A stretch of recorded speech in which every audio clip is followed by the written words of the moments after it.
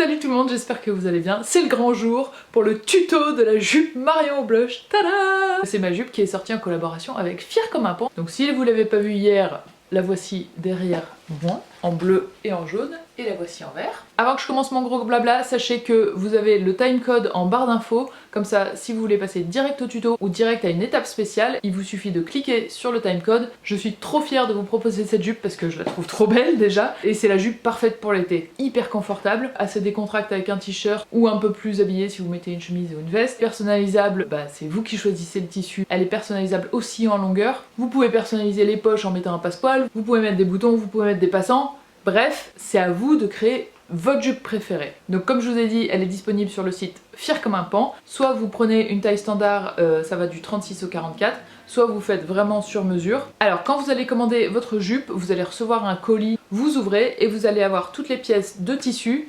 avec la même pièce en papier en dessous, qui sont numérotées. Au tout début, vous gardez bien les numéros. Moi, je vous conseille aussi de recopier le numéro qui sera sur une étiquette sur le tissu, sur le papier. Et il faut vérifier une chose, c'est que l'écran du papier soit bien marqué aussi sur le tissu, parce que le tissu marque un petit peu moins facilement. Donc si jamais vous voyez que il y a un trait sur le bord du papier et qu'il n'y en a pas sur le tissu, ou alors qu'elle est peut-être pas assez visible, n'hésitez pas à refaire. Ensuite, dans le colis, vous allez avoir, vous voyez là j'ai mis des petits tissus sur mon ordi, c'est la pièce 1, c'est une pièce, je sais pas qu'elle sert à rien, mais elle sera pas dans votre jupe. La pièce 1, c'est pour que vous essayiez le fil avec ce tissu là dans votre machine, que vous fassiez un point droit, un point zigzag, des choses comme ça. En gros c'est une pièce d'entraînement, donc c'est normal, dans les pièces de la jupe, ça commence à la pièce 2. Et dernière chose, je vous préviens tout de suite, dans le tuto que vous allez voir, j'ai réutilisé ma méthode des petits papiers, bien évidemment, mais je me suis aussi servi de la jupe pendant que j'étais en train de la faire, mais il y a des morceaux de la jupe bleue, il y a des morceaux de la jupe jaune, et il y a des morceaux de la jupe verte, donc vous inquiétez pas si les tissus changent,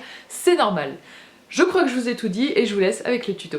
On va commencer par les pièces que vous avez. Vous avez la pièce 2 qui sera le dos de votre jupe, la pièce 3 qui sera le devant, les pièces 4 et 5 qui seront les côtés bas, c'est ceux-là sur la jupe, les côtés 6 et 7 qui seront les côtés hauts, vous avez aussi la pièce 8 qui est la ceinture et l'élastique. Ensuite, selon les options que vous avez choisies, vous aurez peut-être une petite bande de tissu pour fabriquer des passants à mettre par-dessus la ceinture, vous aurez peut-être des petits boutons Fière comme un pan, trop joli, à coudre sur les poches. Ou vous aurez peut-être un peu de passepoil pour coudre, faire une petite bande en haut des poches. À vos machines à coudre, c'est parti pour le tuto. Pour la première étape, on va commencer par faire les poches. Donc on s'occupe que des 4, 5, 6 et 7.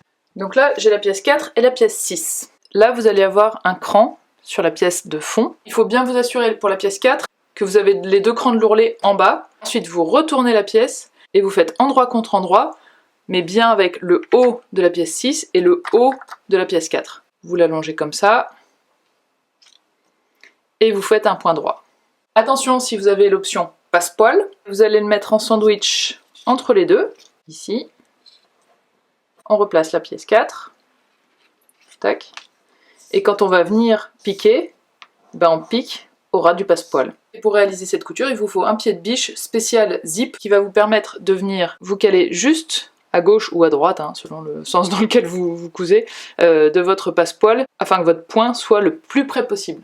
Votre poche, elle ressemblera à ça. C'est le moment de passer au repassage, donc là, j'ai bien repassé à plat ici, et ensuite, le fond de poche, vous allez le plier, vous voyez, hop, au niveau d'écran, et vous venez aussi repasser en l'air, comme ça, votre poche, elle est formée. Là, je vais vous montrer sur un exemple sans passepoil. Donc, j'ai fait la couture entre les deux. Attention aux étiquettes, avec le fer à repasser, la colle c'est pas la folie, donc vous les enlevez bien. Ensuite vous venez repasser cette couture à plat, c'est-à-dire que on écarte les deux tissus, hop là, on vient repasser, on la retourne, et on vient repasser, hop, le haut, bien au ras. Comme ça c'est super plat.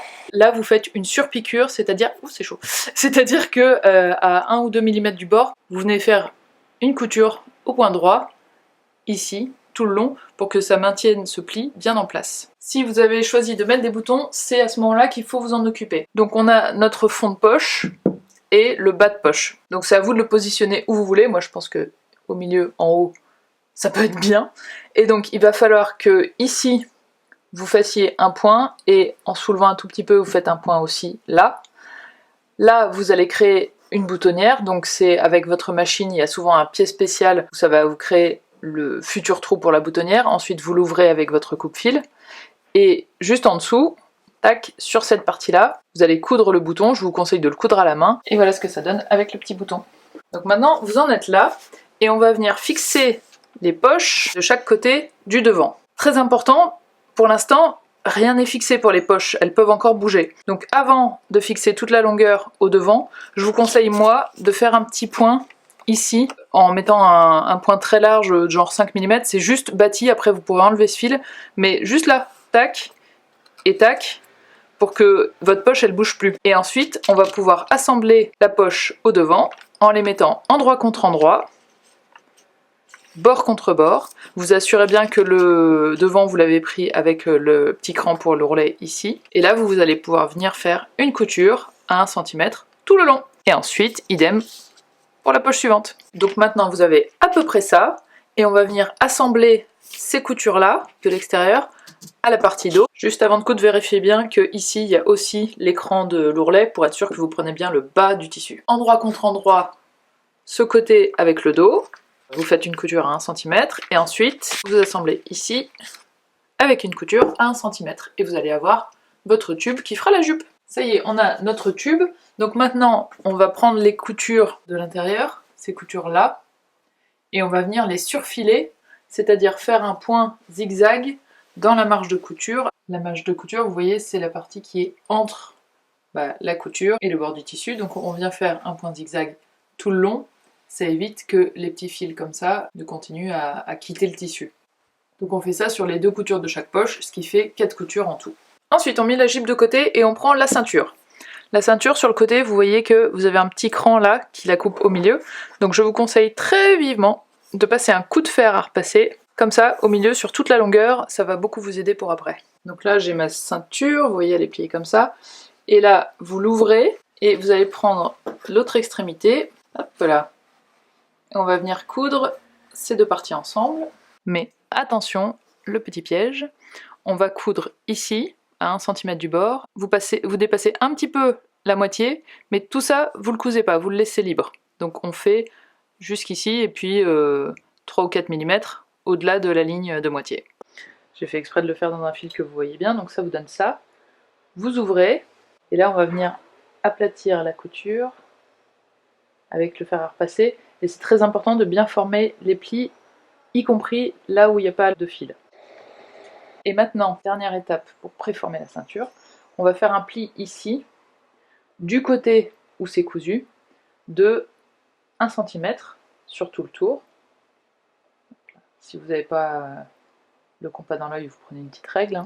Puis au bout d'un moment, l'œil s'habitue, donc on commence à arriver à faire 1 cm sans avoir à mesurer. Et vous le marquez aussi au fer, comme ça ce sera préformé. Pour l'étape d'après, les choses seront plus faciles.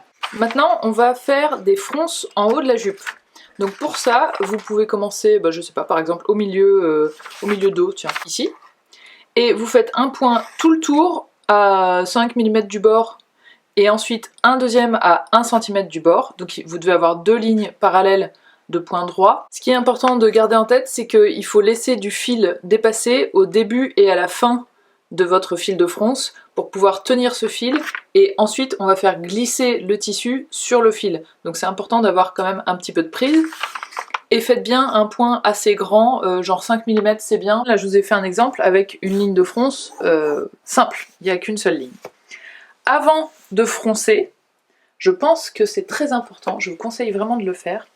On va commencer par fixer la ceinture, on va pas encore la coudre, mais on va la fixer avec des épingles parce que en haut de la jupe, il y a des crans, et si vous froncez avant d'attacher au moins à certains endroits la ceinture, le problème c'est que les crans, il y a des moments où on les voit pas plus, en tout cas aussi nettement que là. Là c'est hyper facile de les repérer. Donc on va venir fixer la ceinture avec des épingles sur la jupe. Pour vous expliquer le placement, je vais revenir à mes petits papiers parce que c'est plus pratique. Donc vous avez votre ceinture qui est faite, là c'est la partie qui n'est pas cousue, en haut, et là vous avez le petit pli qui est fait au fer. Et vous avez votre jupe qui est un tube, j'ai simplifié un peu juste pour pouvoir la manipuler plus facilement. Vous allez venir épingler la ceinture autour de la jupe, genre comme ça. Il y a exactement le même nombre de crans tout autour sur la ceinture et sur la jupe. Le point de repère, ça va être sur le devant. Vous en avez 3 les uns à côté des autres, vous ne pourrez pas les confondre. Hop, ils vont l'un sur l'autre. Et ensuite, comme vous le voyez là, les crans sont un peu décalés. Vous aurez des espaces plus grands entre chaque cran de la jupe qu'entre chaque cran de la ceinture. C'est fait exprès et c'est normal. Quand vous allez épingler la ceinture sur la jupe, il faut que vous épingliez cran sur cran. Ça va vous donner des écarts du tissu de la jupe, c'est normal, ne vous inquiétez pas. On remet tout ça en place juste après. Petite mention spéciale pour ici, où vous avez les 2 pans de couture avec le morceau qui est ouvert. Je vous conseille, quand vous le fixez avant de le coudre, de bien mettre une épingle sur ce côté et une épingle sur ce côté. Comme ça, quand vous allez passer avec votre machine à coudre, ça va vous faire une couture nickel. Une fois que vous avez épinglé cran à cran tout autour, on va pouvoir venir faire les fronces. Tout le travail, ça va être de répartir les fronces pour que le tour de votre jupe, la circonférence, fasse bien exactement le tour de votre ceinture. Je vais vous montrer comment on fait les fronces. Donc maintenant que tout est épinglé, vous revenez au début de votre fil de fronce ou à la fin, comme vous voulez. Il faut retrouver juste où il est. Ça doit ressembler à peu près à ça. Donc j'entoure le fil autour de mon doigt et je vais venir froncer, c'est-à-dire que je pousse le tissu et je vais venir, hop, faire passer comme ça, et ça va créer des fronces. Il n'y a pas besoin de froncer énormément, il faut bien faire circuler le tissu pour que tout le tour soit froncé, parce que sinon ça ne va pas. Donc vous froncez tout le tour pour que la circonférence de votre jupe arrive à la circonférence de votre ceinture. Et maintenant que ça fait la même circonférence, grâce aux fronces, vous venez bien mettre bord à bord. Votre tissu est déjà épinglé, donc les 3/4 du boulot sont faits. Vous allez venir faire une couture ici à 1 cm du bord, tout autour. Vous faites bien attention de bien prendre et les fronces et la ceinture. Et on retourne sur la vraie jupe pour la suite. Vous allez voir, c'est là que tout ça va être super pratique. On va venir remonter ça. Une fois que vous l'avez remonté, vous passez un petit coup de fer à repasser là, ça va être pas mal aussi pour vous aider. Et ensuite, la partie qui a le pli, on va venir la retourner sur la jupe. Et du coup, cette partie qui n'est pas belle sera cachée. Et ça arrivera sur l'endroit de la jupe, et on fait une piqûre à 1 mm, comme ça ce sera aussi décoratif. Ça doit vous donner quelque chose comme ça. Et avant de mettre l'élastique, parce que je trouve ça trop satisfaisant une fois qu'on a mis l'élastique d'enfiler la jupe tout de suite, on va faire l'ourlet. Pour faire l'ourlet, vous avez l'écran ici. Donc ce que je vous conseille de faire, c'est de faire un pli au fer à repasser au niveau des crans, et on se retrouve juste après. Ça vous donne à peu près ça, et moi ce que je fais dans ces cas-là, c'est que pour faire l'ourlet, je refais un pli qui va arriver pile à la marque du fer à repasser. Hop là.